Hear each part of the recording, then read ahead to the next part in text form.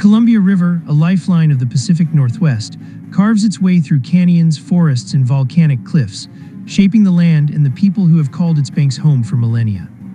In the autumn of 1805, its powerful current became an essential pathway for Meriwether Lewis, William Clark, and the Corps of Discovery on their historic expedition to the Pacific Ocean. The Columbia River ranks among the largest rivers in North America, stretching over 1,200 miles from its source in the Canadian Rockies to its mouth at the Pacific Ocean.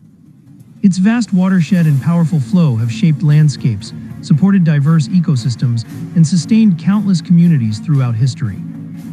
After a harrowing passage over the Rockies, the expedition, numbering over 30 explorers, including the invaluable Sacagawea, reached the confluence of the Snake and Columbia rivers.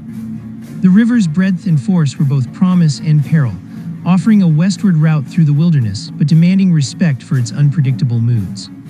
The team's journey along the Columbia was marked by constant challenges.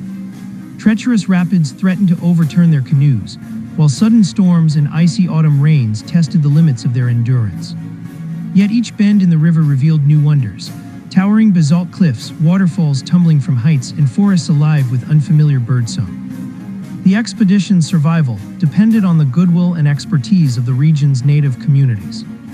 The Chinook and others taught Lewis and Clark to navigate the river's channels, identify edible routes, and understand the rhythms of salmon migration. These exchanges were not merely practical.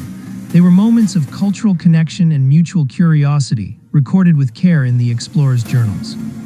Lewis and Clark meticulously documented their observations, describing new species of plants and animals, mapping tributaries, and recording the language and customs of the peoples they met. Their work built a foundation for scientific inquiry and future exploration, transforming the unknown into the mapped and the studied. At Celilo Falls, the roar of the water was deafening.